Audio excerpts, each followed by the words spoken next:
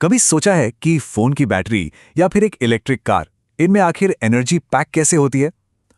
आज हम उसी अदृश्य दुनिया में उतरने वाले हैं जो ये सब कुछ मुमकिन करती है। बात करेंगे इलेक्ट्रिक पोटेंशियल और कैपेसिटेंस की। और यही वो सबसे बड़ा सवाल है जो हमें दो मेन कॉन्सेप्ट्स पर लेकर आता है। पहला, ये इलेक्ट्रिक पोटेंशियल आखिर है क्या, और दूसरा, इस एनर्जी को पकड़ने के लिए यानी स्टोर करने के लिए हम कैपेसिटर जैसा डिवाइस बनाते कैसे हैं। तो हमारा सफर कुछ ऐसा रहेगा। सबसे पहले हम इलेक्ट्रिक पोटेंशियल के लैंडस्केप को समझेंगे, फिर देखेंगे कि इसे मैप कैसे करते हैं और इस पोटेंशियल से एनर्जी तक कैसे पहुंचते हैं, और आखिर में इस एनर्जी को कैपेसिटर में कैद करने के तरीके पर बात करेंगे और ये भी जानेंगे कि स्टोरेज को मैक्सिमाइज कैसे किया जा सकता है। तो चलिए सबसे पहले इसी अदृश्य दुनिया यानी इलेक्ट्रिक पोटेंशियल के लैंडस्केप में गोता लगाते हैं। इसको ना एक पहाड़ी की ऊंचाई की तरह समझिए। जैसे किसी चीज को पहाड़ी पर ऊपर धकेलने में काम यानी वर्क लगता है ना, बस वही ऊंचाई यहां पर पोटेंशियल को दिखाती है। सिंपल। तो सवाल ये है कि इस इलेक्ट्रिकल हाइट को नापते कैसे हैं? इसके लिए हम इस्तेमाल करते हैं वोल्ट का। 1 वोल्ट का सीधा सा मतलब है कि 1 कूलम चार्ज को उस पॉइंट तक लाने में 1 जूल का काम करना पड़ रहा है। और इसका फिजिकल मतलब क्या है? बहुत सिंपल। जैसे एक गेंद हमेशा ऊपर से नीचे की तरफ लुढ़कती है, वैसे ही पॉजिटिव चार्ज भी हमेशा हाई पोटेंशियल से लो पोटेंशियल की तरफ भागता है। और हाँ, नेगेटिव चार्ज इसका ठीक उल्टा करता है, वो लो से हाई पोटेंशियल की तरफ जाता है। ठीक है, तो अब हम ये तो जान गए कि एक इलेक्ट्रिकल लैंडस्केप होता है। अब देखते हैं कि अलग अलग चार्जेस के आसपास इसका एक नक्शा, एक मैप कैसे तैयार किया जा सकता है।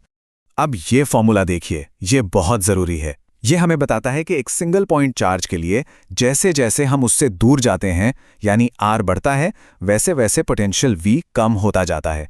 बिल्कुल वैसे ही जैसे किसी पहाड़ की चोटी से दूर जाने पर ऊंचाई कम होती जाती है। और यहाँ एक बहुत ही मजेदार चीज देखने को मिलती है। एक इलेक्ट्रिक डाइपोल यानी 2 ऑपोजिट चार्जेस के केस में सब कुछ इस बात पर डिपेंड करता है कि रास्ता कौन सा लिया गया है। अगर आप एक्सिस के साथ साथ चलें तो पोटेंशियल होता है और वो दूरी के साथ कम होता जाता है। लेकिन अगर आप इक्वेटोरियल लाइन पर चलें, मतलब ठीक बीच से परपेंडिकुलर, तो वहां पोटेंशियल हर जगह 0 होता है, मानो आप एकदम समतल जमीन पर चल रहे हों। तो इन मैप्स पर कुछ खास लाइनें होती हैं जिन्हें कहते हैं इक्वी पोटेंशियल सरफेस। ये हमारे एनर्जी मैप की कॉन्टोर लाइंस जैसी हैं, मतलब ऐसी सतह हैं जहां हर पॉइंट पर पोटेंशियल बिल्कुल एक जैसा होता है। और इसका मतलब ये कि इन सरफेस पर चार्ज को घुमाने में 0 वर्क लगता है, कोई मेहनत नहीं। पोटेंशियल को समझना तो ठीक है, पर असली सवाल तो ये है कि इसे इस्तेमाल करने लायक, स्टोर करने लायक एनर्जी में कैसे बदला जाए। यहीं पर एंट्री होती है इलेक्ट्रोस्टैटिक पोटेंशियल एनर्जी की। ये वो टोटल एनर्जी है जो चार्जेस के एक सिस्टम को बनाने में लगती है, जब हम उन्हें दूर दूर से पास लाकर एक जगह रखते हैं। बिल्कुल वैसे ही जैसे एक स्प्रिंग को दबाने में एनर्जी स्टोर हो जाती है। और यहां हम देख सकते हैं कि ये एनर्जी स्टोर कैसे होती है। ये उस काम के बराबर है जो चार्जेस को एक दूसरे के पास लाने में किया गया। फॉर्मूले से साफ है, जितने ज्यादा चार्ज होंगे या उनके बीच की दूरी जितनी कम होगी, उतनी ही ज्यादा एनर्जी स्टोर होगी। ठीक है, थ्योरी तो समझ आ गई, पर इस एनर्जी को हम एफिशिएंट तरीके से स्टोर कैसे करें? इसके लिए हमें एक प्रैक्टिकल डिवाइस चाहिए, है ना? और यहीं पर तस्वीर में आता है कैपेसिटर, जो असल में इलेक्ट्रिकल एनर्जी का एक छोटा सा स्टोर हाउस या भंडार है। इसे एक तरह की इलेक्ट्रिकल बाल्टी समझिए, एक ऐसा डिवाइस जिसे खास तौर पर चार्ज और एनर्जी को होल्ड करने के लिए ही डिजाइन किया गया है, ताकि बाद में उसका इस्तेमाल हो सके। और कैपेसिटेंस क्या है? कैपेसिटेंस हमारी उसी बाल्टी का साइज बताती है, यानी ये बताती है कि एक दिए गए वोल्टेज पर वो कितनी ज्यादा चार्ज होल्ड कर सकती है। इसकी यूनिट होती है फैरेड। अब देखिए कैपेसिटर का प्रिंसिपल कितना सरल और जीनियस है। सोचिए, हमारे पास एक चार्ज की हुई प्लेट ए है जिसका अपना एक पोटेंशियल है। अब हम उसके पास एक अनचार्ज्ड प्लेट बी ले आते हैं। इससे प्लेट ए का पोटेंशियल थोड़ा कम हो जाता है, लेकिन असली जादू तब होता है जब हम प्लेट बी को ग्राउंड कर देते हैं। ऐसा करते ही प्लेट ए का पोटेंशियल और भी ज्यादा घट जाता है, और इसका नतीजा, अब हम प्लेट ए पर और भी ज्यादा चार्ज स्टोर कर सकते हैं। बस यही तो है कैपेसिटर का कमाल। तो एक अच्छा कैपेसिटर बनाने की रेसिपी क्या है? ये फॉर्मूला हमें वही बताता है। हमारे पास 3 लीवर हैं जिन्हें हम कंट्रोल कर सकते हैं। प्लेट्स का एरिया ए बढ़ा दो, उनके बीच की दूरी डी को कम कर दो, या फिर उनके बीच में कोई खास इंसुलेटिंग मटेरियल के डाल दो।